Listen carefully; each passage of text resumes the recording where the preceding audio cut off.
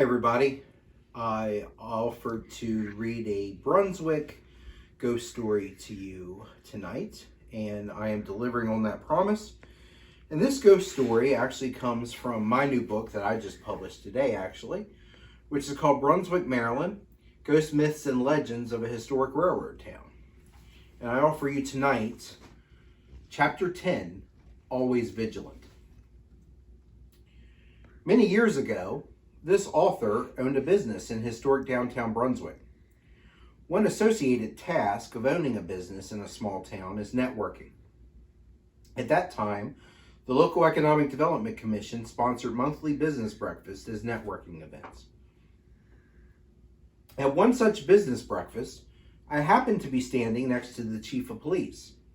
Another local business owner approached the chief and eagerly informed him of how pleased he was that officers were checking the doors at night in the historic business district.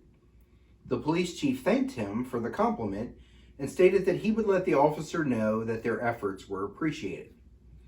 The following month, another business breakfast was held. I again was standing near the chief of police when he approached the business owner he spoke to at the last month's breakfast. The chief was puzzled and stated that he wanted to thank the officer who displayed great community policing by checking on the business doors at night during the monthly departmental meeting. To his surprise, not one officer stated that they walked the downtown area checking on the businesses at night. He asked the local businessman for a description of the officer. The business owner closed his eyes and described the officer as a male wearing a hat, twirling his nightstick, and whistling while he checked on doors. The police chief looked perplexed, as rarely did his officers wear their official hats. They were certainly not allowed to pull out their batons unless they were needed for self-defense. It was a hot summer day in June of 1909. Like every summer, the carnival had come to Brunswick. At that time, the Brunswick Carnival was held in the field across from the present-day City Park building on East Potomac Street. Children enjoyed rides on the large mechanical equipment. Adults were eating food from the local churches while catching up with their neighbors. Everyone was enjoying a great time. But unfortunately, a few teenagers were again causing trouble. These teens entertained themselves by sneaking onto the carnival's merry-go-round without paying to do so. The teens did this so often that the operator of the ride complained to the carnival manager. The carnival manager then complained to the Brunswick policeman on duty at that carnival, Officer William Orson. Officer Orson approached the boys, who were often causing trouble around town. The boys shouted profanities at the officer and then ran.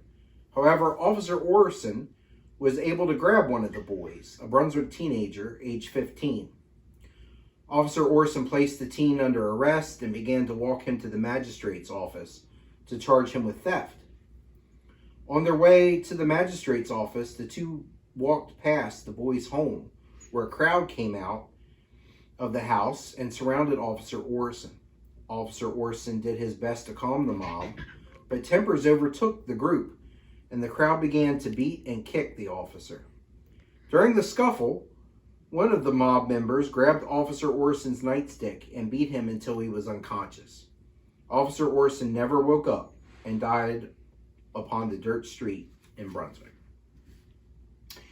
There were witnesses to the crime, and a suspect was arrested. At the jury trial, the lawyer for the accused admitted that his client did strike Officer Orson, but argued that other people did as well, and that any of the folks involved in the brawl could have been the one who provided the lethal blow. The jury found the defendant as not guilty of the crimes of murder or manslaughter of Brunswick Officer William Orson. It is hypothesized that Officer William Orson is still walking the beat in downtown Brunswick, twirling his baton and still checking on doors of local businesses located there. Is Officer Orson still looking for the person who killed him? Does Officer Orson even know he is deceased?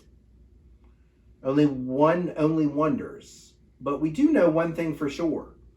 Officer William Orson of the Brunswick Police Department is eternally vigilant and continues to protect and serve Brunswick's residents.